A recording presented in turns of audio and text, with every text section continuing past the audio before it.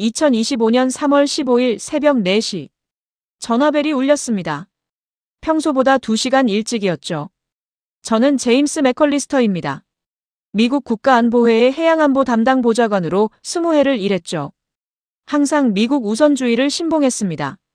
세계 최강 해군을 가진 나라니까요.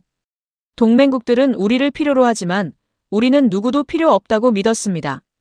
그런데 2025년 3월 15일부터 모든 것이 달라졌습니다. 전화기 너머 목소리는 떨리고 있었습니다. 제임스, 필라델피아 조선소가 멈췄어. 해군 조달국의 데이비드 첸 차관이었습니다. 냉각 시스템이 전면 마비됐어. 12척 구축함 건조가 중단됐고 저는 침대에서 벌떡 일어났습니다. 원인이 뭡니까? 펜 하나야. 그의 대답은 간단했습니다. 냉각팬 하나가 고장났는데 아무도 못 고치고 있어. 말이 안 됐습니다. 미국 최대 조선소의 기술자가 몇백 명인데요. 한국 기술자들이 어젯밤 전원 출국했어. 그 순간 손이 식어갔습니다. 3주 전 백악관 회의가 떠올랐죠. 비자 수수료 500% 인상. 한국 조선 기업 압박. 제가 경고했던 바로 그 정책이었습니다. 문서는요? 매뉴얼은요? 전부 암호화됐어. 서버 접근도 안 돼. 데이비드의 목소리는 점점 작아졌습니다. 제임스, 펜 하나가 아니었어. 뭐가 더 있습니까? 모든 게 멈췄어. 용접기, 절단기, 설계 시스템 전부. 저는 옷을 집어들며 물었습니다. 걸프만 조선소는요? 거기도 똑같아. 한화오션 인력이 동시에 철수했어. 세상이 뒤집어지고 있었습니다. 본격적인 이야기 전에 구독과 좋아요, 알림 설정 부탁드립니다. 자, 시작해볼까요? 3주 전으로 돌아가 보겠습니다. 2025년 2월 23일 오전 10시. 백악관 웨스트윙 회의실이었죠. 마이클 톰슨 무역정책 수석보좌관이 발표를 시작했습니다.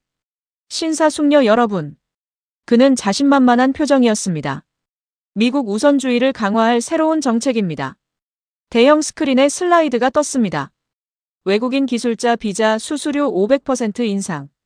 특히 조선업 분야 한국 기술자들이 타깃입니다. 회의실에 박수가 터져나왔습니다. 저는 손을 들었습니다. 수석님, 잠깐만요. 마이클이 저를 쳐다봤습니다.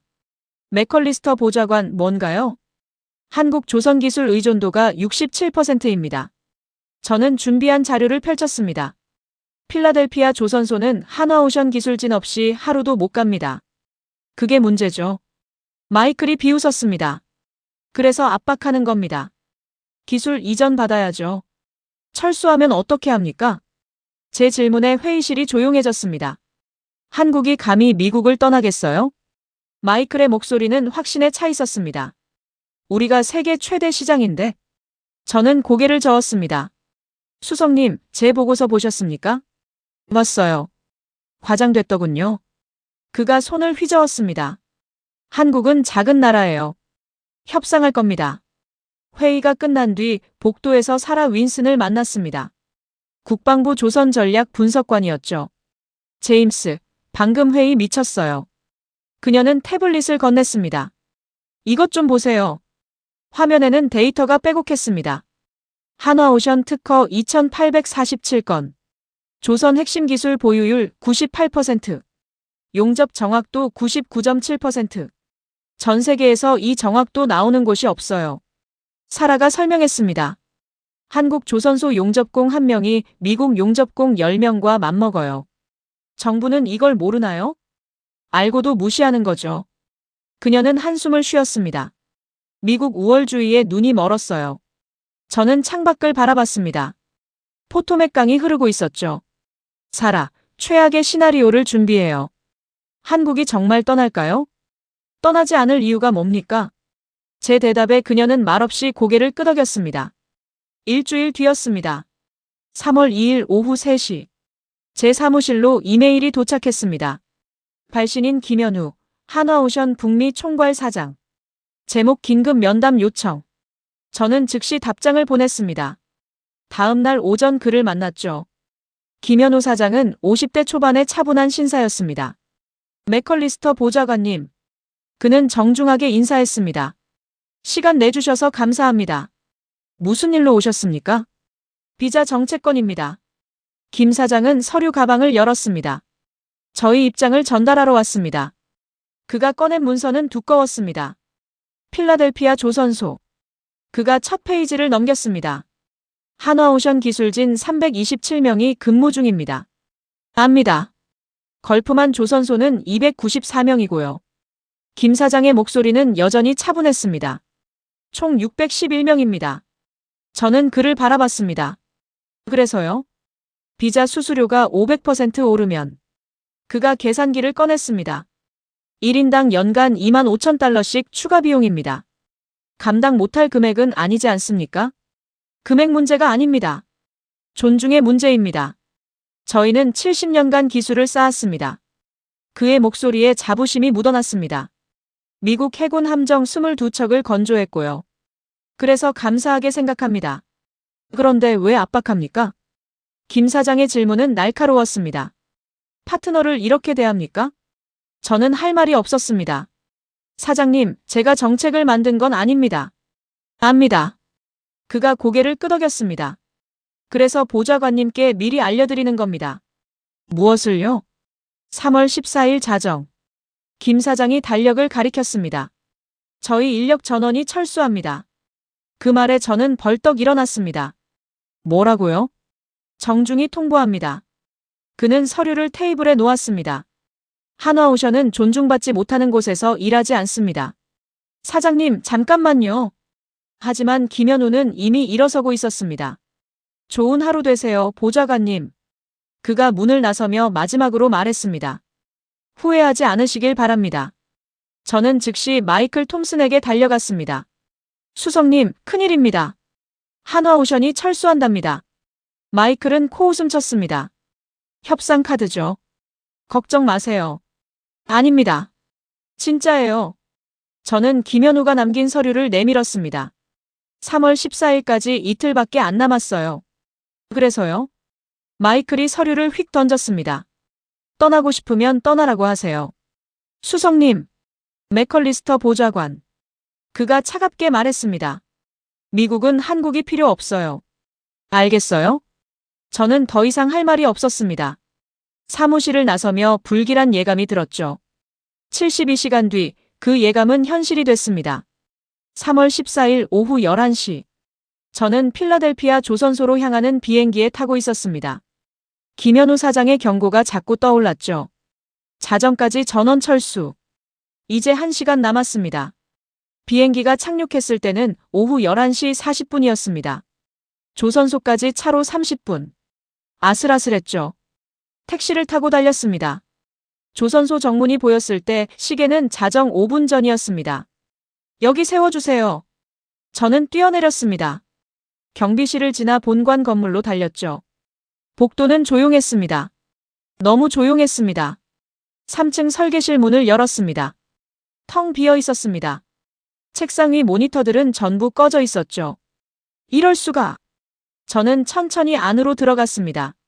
며칠 전만 해도 30여 명의 한국 기술자들이 일하던 곳이었습니다. 지금은 유령의 집 같았죠. 한 책상에 다가갔습니다. 모니터를 켰습니다. 화면에 메시지가 떴습니다. 접근 권한 없음. 데이터 암호화됨. 다른 컴퓨터도 마찬가지였습니다. 전부 똑같은 메시지였죠. 벽에 걸려있던 기술 도면들도 사라졌습니다. 빈핀만 남아있었습니다. 서랍을 열어봤습니다. 매뉴얼, 설계도 심지어 메모지 하나 없었습니다. 완벽한 철수였습니다. 지하 1층으로 내려갔습니다. 용접 작업장이었죠. 거대한 선체 블록이 멈춰 있었습니다. 절반만 조립된 채로요. 작업대 위에는 용접기가 놓여 있었습니다. 전원을 켜봤습니다. 윙 하는 소리와 함께 경고등이 들어왔습니다. 보정 데이터 없음. 작동 불가. 옆에 절단기도 마찬가지였습니다. 레이저 각도 조정 시스템이 잠겨 있었죠. 젠장. 저는 주먹으로 작업대를 쳤습니다. 바로 그때 누군가 다가왔습니다. 누구십니까? 미국인 감독관이었습니다. 50대 중반쯤 돼 보였죠. 국가안보회의 맥컬리스터 보좌관입니다. 신분증을 보여줬습니다. 아, 그러시군요. 그는 피곤한 표정이었습니다. 보셨죠? 다 가버렸어요. 언제 떠났습니까? 오후 8시쯤이었어요. 감독관이 시계를 보며 말했습니다. 아주 질서정연하게 떠나더군요. 어떻게요? 짐 하나 없이요. 그가 빈 사물함들을 가리켰습니다. 개인 물품도 전부 가져갔어요. 휴지 한 장 안 남기고. 장비 상태는 어떻습니까? 제가 물었습니다. 전부 작동은 해요. 감독관이 대답했습니다. 근데 쓸 수가 없어요. 왜죠? 보정값이 없어서요. 그가 한숨을 쉬었습니다. 용접 하나 하려면 온도, 각도, 속도를 전부 맞춰야 하는데 그게 다 암호화됐다는 말입니까? 그것뿐만이 아니에요. 감독관이 저를 데리고 옆방으로 갔습니다. 냉각 시스템 제어실이었죠. 이것 좀 보세요. 그가 패널을 가리켰습니다. 빨간 경고등이 가득했습니다. 팬 번호 237번이 고장났어요. 그래서 데이비드 차관이 전화했군요. 근데 문제는 감독관이 천장을 올려다봤습니다. 저 펜이 어디 있는지 아무도 몰라요. 뭐라고요? 배관이 미로처럼 얽혀 있거든요. 그가 설명했습니다. 한국 기술자들만 구조를 알아요. 도면은요? 여기 있죠. 그가 서랍을 열었습니다. 두꺼운 파일이 나왔습니다. 하지만 전부 한글이었습니다. 기술 용어가 빼곡한 한글이었죠. 번역기 돌려봤어요. 감독관이 태블릿을 보여줬습니다. 이상한 번역만 나와요. 쓸 수가 없어요. 밤새 조선소를 돌아다녔습니다. 상황은 설계실보다 더 심각했습니다. 2층 품질관리실. 검사 장비가 줄지어 있었지만 전부 오프라인이었습니다. 3층 자재관리실. 특수 용접봉 재고가 바닥났습니다. 한국에서 직수입하던 거예요. 담당자가 설명했습니다. 주문하면 이틀 만에 왔는데 이제 그것도 끊겼어요. 지하 2층 엔진 조립실. 추진 시스템 절반이 분해된 채 방치돼 있었습니다. 여기도 한국 기술자 3명이 전담했어요. 현장 책임자가 말했습니다. 이틀 전부터 인수인계도 없이 그냥 손 놨어요. 왜 보고 안 했습니까? 했죠. 근데 위에서 신경 쓰지 말래요. 그는 어깨를 으쓱했습니다. 협상 카드라고 하더군요. 새벽 5시. 저는 본관 옥상으로 올라갔습니다. 필라델피아 항구가 한눈에 보였죠. 12척의 구축함이 보였습니다. 절반만 완성된 철골 선체들이었습니다. 억 달러짜리 고철 덩어리들이었죠. 핸드폰이 울렸습니다. 데이비드 첸 차관이었습니다. 제임스, 걸프만도 똑같아. 그의 목소리는 지쳐 있었습니다. 한화오션 직원 294명 전원 출국했어. 장비는요? 필라델피아랑 똑같아. 전부 잠겼어. 저는 난간을 움켜쥐었습니다. 데이비드, 대체 인력 구할 수 있습니까? 불가능해. 그가 단호하게 말했습니다. 이 수준 용접공은 한국에만 있어. 일본은요? 유럽은요? 일본도 한국 기술 쓰고 있어. 데이비드가 한숨 쉬었습니다. 유럽 조선소들도 마찬가지야. 핵심 기술은 전부 한국산이야. 오전 8시. 국방부 영상회의가 소집됐습니다. 해군 참모총장 앤드류 해리슨 제독이 브리핑을 시작했습니다. 신사숙녀 여러분. 그의 얼굴은 굳어 있었습니다. 미 해군이 위기에 처했습니다. 화면에 지도가 떴습니다. 필라델피아 조선소 건조 중단 구축함 12척. 빨간 X표가 찍혔습니다. 걸프만 조선소 건조 중단 호위함 8척. 또 빨간 X표였습니다. 샌디에이고 수리소 정비 중단 순양함 5척. 뉴포트 뉴스도 마찬가지입니다. 항공모함 1척. 해리슨 제독이 레이저 포인터를 움직였습니다. 총 26척이 현재 작업 중단 상태입니다. 회의실이 숨죽였습니다. 이것이 의미하는 바는 제독이 다음 슬라이드를 넘겼습니다. 향후 6개월 내 해군 전력 20% 감소입니다. 20%? 누군가 소리쳤습니다. 정확합니다. 제독이 고개를 끄덕였습니다. 게다가 현재 운용 중인 함정들도 문제입니다. 무슨 문제죠? 정비가 안 됩니다. 그가 또 다른 자료를 보여줬습니다. 70% 함정이 한국산 부품 사용 중입니다. 재고는요? 3개월치밖에 없습니다. 해리슨 제독의 목소리가 낮아졌습니다. 그 이후는 장담 못합니다. 사라 윌슨이 추가 보고를 했습니다. 더 심각한 소식이 있습니다. 그녀가 태블릿을 들었습니다. 중국 해군이 움직이고 있습니다. 위성 사진이 화면에 떴습니다. 남중국해 인공섬 3곳에서 함대가 출항했습니다. 규모는요? 구축함 8척, 호위함 12척, 잠수함 5척. 사라가 확대 사진을 보여줬습니다. 대만 해협으로 향하고 있습니다. CIA 분석은요? 중국이 우리 해군 약화를 파악한 것 같습니다. 그녀가 조심스럽게 말했습니다. 이 기회를 노리는 거죠. 회의실이 술렁거렸습니다. 진짜 전쟁 날 수도 있다는 겁니까? 가능성을 배제할 수 없습니다. 해리슨 제독이 대답했습니다. 현재 제7함대 전력으로는 대응이 어렵습니다. 회의가 끝난 뒤 복도에서 사라를 붙잡았습니다. 사라, 솔직히 말해봐요. 뭘요? 얼마나 심각합니까? 그녀는 주위를 둘러본 뒤 작게 말했습니다. 제임스, 우리 끝났어요. 그 정도입니까? 한국 기술 없이는 한 척도 못 만들어요. 사라가 자료를 보여줬습니다. 지난 10년간 건조한 함정 42척. 알고 있어요. 그중 40척이 한국 기술 들어갔어요. 그녀가 손가락으로 숫자를 가리켰습니다. 구축함 이지스 시스템 용접부, 호위함 선체 블록 조립, 잠수함 특수 강판 가공, 항공모함 추진 시스템. 전부 한국이에요. 사라의 목소리가 떨렸습니다. 우리가 만든 게 아니라 한국이 만들어준 거예요. 그날 밤 워싱턴으로 돌아왔습니다. 사무실 책상에 앉아 보고서를 작성했습니다. 손가락이 키보드 위에서 멈췄습니다. 20년간 해양안보를 담당했습니다. 미국이 세계 최강이라고 믿었죠. 하지만 한국 기술자 600명이 떠나자 세계 최강 해군이 무너지고 있었습니다. 얼마나 오만했던 걸까요? 얼마나 무지했던 걸까요? 핸드폰 알림이 울렸습니다. 이메일이었습니다. 발신인 김현우. 제목 준비는 되셨나요? 본문은 짧았습니다. 경고했습니다. 이제 선택하십시오. 그때 제 전화기가 또 울렸습니다. 백악관 상황실에서 걸려온 긴급 호출이었습니다. 그때 김현우 사장의 메시지가 도착했습니다. 3월 16일 오전 6시. 백악관 상황실은 긴장감으로 가득했습니다. 대통령이 들어왔습니다. 모두 일어섰죠. 앉으시오. 대통령의 목소리는 차가웠습니다. 보고 시작하시오. 해리슨 제독이 일어섰습니다. 각하, 상황이 심각합니다. 화면에 세계 지도가 떴습니다. 필라델피아, 걸프만, 샌디에이고, 뉴포트 뉴스. 4곳에 빨간 점이 찍혔습니다. 미국 주요 조선소가 전부 멈췄습니다. 원인은 알고 있소. 대통령이 손을 저었습니다. 해결책을 말하시오. 각하. 제독이 망설였습니다. 말하시오. 해결책이 없습니다. 그 순간 상황실이 조용해졌습니다.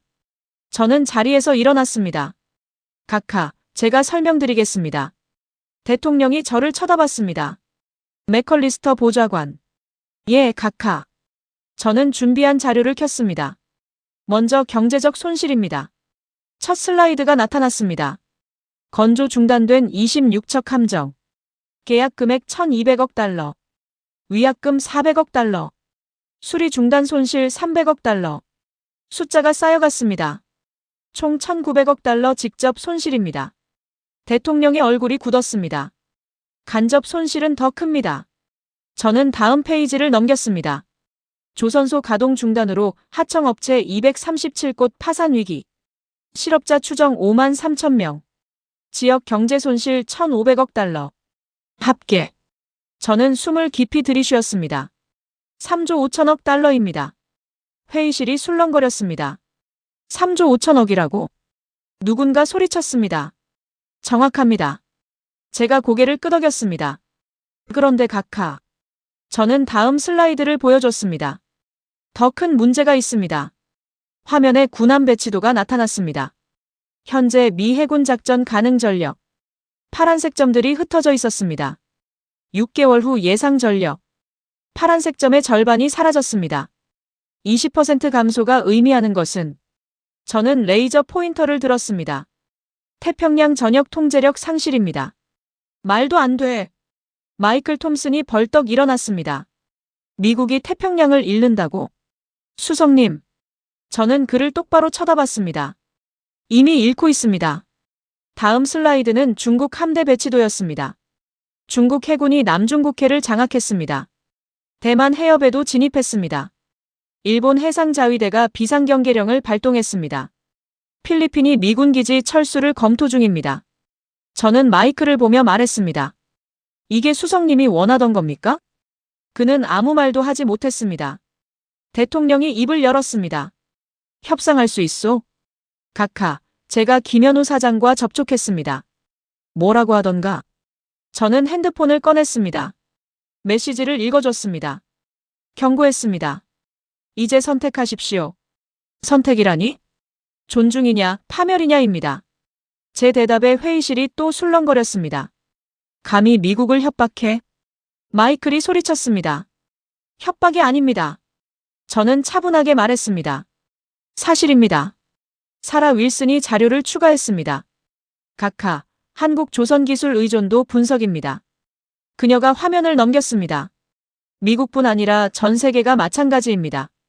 영국 항공모함 한화오션 기술 60%, 프랑스 원자력 잠수함 한국 특수 강판 80%, 일본 이지스함 한국 용접 기술 90%, 호주, 캐나다, 스페인, 이탈리아.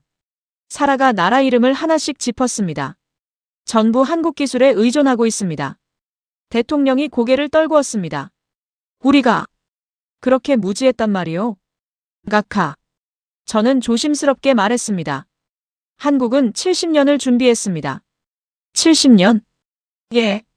6.25 전쟁 직후부터입니다. 저는 준비한 역사 자료를 꺼냈습니다. 미국이 원조한 조선 기술로 시작했죠. 하지만 그들은 거기서 멈추지 않았습니다. 화면에 오래된 사진들이 나타났습니다. 195년대 작은 어선 수리, 196년대 화물선 건조, 197년대 유조선 세계 1위, 198년대 LNG선 독자 개발, 199년대 군함 건조 시작, 2000년대 이지스함 기술 확보, 2002년대 세계 조선 1위. 사진이 넘어갈 때마다 함선이 커지고 기술이 발전했습니다. 각하, 이것은 우연이 아닙니다. 저는 대통령을 바라봤습니다. 70년간의 집념입니다. 그래서 어떻게 하자는 겁니까? 대통령이 물었습니다. 사과해야 합니다. 제 대답에 마이클이 벌떡 일어났습니다. 미국이 한국에 사과한다고? 그렇습니다. 저는 단호하게 말했습니다. 그리고 비자 정책을 철회해야 합니다. 안 돼! 마이클이 소리쳤습니다. 미국 우선주의는 어떻게 하고? 수석님. 저는 그를 똑바로 쳐다봤습니다. 지금 미국 우선할 미국이 없습니다. 그 말에 마이클은 말문이 막혔습니다. 대통령이 한숨을 쉬었습니다. 법무팀을 부르시오. 각하. 사과문 작성해야 하지 않소. 그의 목소리는 지쳐 있었습니다. 사흘이 걸렸습니다. 3월 19일 오후 2시. 백악관 대변인이 기자회견장에 섰습니다. 대통령 각하의 성명을 발표하겠습니다. 카메라 플래시가 터졌습니다. 미합 중국 정부는 대변인이 종이를 펼쳤습니다. 한국 조선산업에 대한 최근 정책이 부적절했음을 인정합니다. 기자들이 술렁거렸습니다. 비자 수수료 인상 정책을 즉각 철회합니다. 한국 기술자들에 대한 부당한 압박을 사과합니다. 그리고 대변인이 잠시 멈췄습니다. 미국은 한국을 진정한 파트너로 존중할 것을 약속합니다. 저는 사무실 TV로 중계를 보고 있었습니다. 20년 만에 처음 보는 광경이었죠. 미국이 무릎을 꿇었습니다. 하지만 끝이 아니었습니다. 일주일 뒤 의회가 소집됐습니다. 청문회였습니다. 제목 조선산업 위기의 책임 규명. 저도 증인으로 출석했습니다. 상원 국방위원장이 입을 열었습니다. 맥컬리스터 보좌관. 예, 의원님. 당신은 이 사태를 예견했습니까? 예. 3주 전 경고했습니다. 누구에게요? 마이클 톰슨 수석 보좌관에게입니다. 의장이 고개를 끄덕였습니다. 그는 뭐라고 했습니까? 무시했습니다. 제 대답에 의사당이 웅성거렸습니다. 구체적으로 말씀해 주시죠. 저는 그날의 대화를 전부 증언했습니다. 마이클의 오만함을, 김현우 사장의 경고를, 그리고 제 무력함을. 마이클 톰슨도 증인석에 섰습니다. 의원들의 질문은 날카로웠습니다. 왜 경고를 무시했습니까? 왜 한국을 무시했습니까? 3조 5천억 달러 손실의 책임은 누가 집니까? 마이클은 제대로 대답하지 못했습니다. 사흘 뒤 그는 해임됐습니다. 하지만 의회는 거기서 멈추지 않았습니다. 대통령 탄핵 절차를 시작합니다. 하원 의장의 선언이었습니다. 국가 안보를 위협한 중대한 과실, 동맹국에 대한 무분별한 압박, 경제적 손실에 대한 책임, 탄핵 사유가 나열됐습니다. 저는 의사당 복도에서 그 장면을 지켜봤습니다. 한 나라가 무너지고 있었습니다. 아니, 스스로 무너뜨리고 있었습니다. 4월 10일, 김현우 사장에게서 연락이 왔습니다. 보좌관님, 만날 수 있을까요? 저는 즉시 약속을 잡았습니다. 다음 날 그를 만났습니다. 사장님, 보좌관님, 고생 많으셨습니다. 그는 여전히 정중했습니다. 저희도 결정했습니다. 어떤 결정입니까? 복귀하겠습니다. 저는 안도의 한숨을 쉬었습니다. 감사합니다. 하지만 조건이 있습니다. 김 사장이 서류를 꺼냈습니다. 10년 기술 파트너십 협약, 상호 존중 원칙 명문화, 공정한 이익 분배, 기술자 인권 보장, 조건들이 나열돼 있었습니다. 동의하십니까? 물론입니다. 저는 주저없이 대답했습니다. 5월 1일, 한화오션 기술자들이 돌아왔습니다. 필라델피아 조선소는 다시 돌아가기 시작했습니다. 하지만 예전과는 달랐습니다. 이제 미국 엔지니어들은 한국 기술자들을 존중했습니다. 경청했습니다. 배웠습니다. 저도 현장을 방문했습니다. 맥컬리스터 보좌관님, 한국 기술자 한 명이 반갑게 인사했습니다. 덕분에 돌아올 수 있었습니다. 아닙니다. 제가 더 배웠습니다. 저는 진심으로 말했습니다. 용접 작업장을 둘러봤습니다. 한국 기술자가 미국 신입에게 가르치고 있었습니다. 각도는 65도, 속도는 초당 3cm, 온도는 1400도를 정확히 유지해야 해요. 조금만 틀려도 강도가 10% 떨어집니다. 신입 엔지니어는 진지하게 메모했습니다. 그 모습이 아름다웠습니다. 6개월 뒤, 저는 서울에 서 있었습니다. 서울 강서구 한화오션 본사 건물 앞이었습니다. 김현우 사장이 저를 맞이했습니다. 보좌관님, 환영합니다. 초대해 주셔서 감사합니다. 우리는 함께 건물로 들어갔습니다. 5층에 특별한 공간이 있었습니다. 한국조선 70년 역사관. 첫 번째 전시실이었습니다. 흑백 사진이 걸려 있었습니다. 1953년입니다. 김 사장이 설명했습니다. 6.25 전쟁이 끝난 직후죠. 사진 속엔 폐허가 보였습니다. 미국이 원조해준 작은 조선소였습니다. 어선 고치는 게 전부였죠. 저는 사진을 오래 들여다봤습니다. 여기서 시작했군요. 예. 아무것도 없었습니다. 김 사장의 목소리가 낮아졌습니다. 기술도 돈도 경험도 없었죠. 하지만 있었던 게 하나 있었습니다. 뭐였습니까? 살아남겠다는 의지였습니다. 두 번째 전시실로 이동했습니다. 197년대입니다. 컬러 사진으로 바뀌었습니다. 거대한 유조선이 보였습니다. 세계 1위 조선 대국이 됐습니다. 불과 20년 만에요. 예. 하루 16시간씩 일했습니다. 김 사장이 다른 사진을 가리켰습니다. 용접 마스크를 쓴 노동자들이었습니다. 이분들이 오늘의 한국을 만들었습니다. 저는 고개를 숙였습니다. 존경의 의미였습니다. 세 번째 전시실. 현재의 기록이었습니다. 화면에 숫자들이 떠올랐습니다. 전 세계 선박 44%, LNG선 75%, 해양 플랜트 60%, 군함 30%. 김 사장이 자랑스럽게 말했습니다.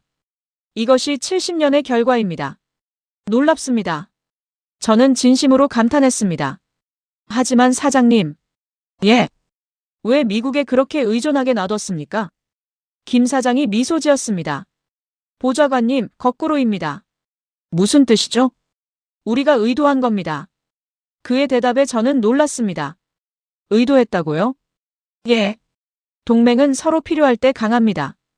김 사장이 설명했습니다. 미국이 우리를 필요로 하게 만들었습니다. 그래야 존중받을 수 있으니까요. 저는 할 말을 잃었습니다. 70년 전략이었습니다. 마지막 전시실이었습니다. 미래관이라고 쓰여 있었습니다. 홀로그램이 떠올랐습니다. 무인 함정들이었습니다. 이것이 다음 세대입니다. 김 사장이 화면을 가리켰습니다. 자율항해 전투함, 해양드론 모함, AI 잠수함, 미래의 바다가 펼쳐졌습니다. 이것도 한국이 선도하고 있습니까? 당연합니다. 그가 자신있게 대답했습니다. 우리는 멈추지 않습니다. 저는 한참을 그 화면을 바라봤습니다. 20년간 제가 놓친 것이 보였습니다. 미국은 바다를 지배했습니다. 하지만 한국은 바다를 이해했습니다. 지배는 오만을 낳지만 이해는 존중을 만들었습니다. 역사관을 나와 옥상으로 올라갔습니다. 한강이 보였습니다. 보좌관님, 김 사장이 난간에 기대며 말했습니다. 미국과 한국은 동맹입니다. 압니다. 하지만 동맹은 일방적이어선 안 됩니다. 이제 알게 됐습니다.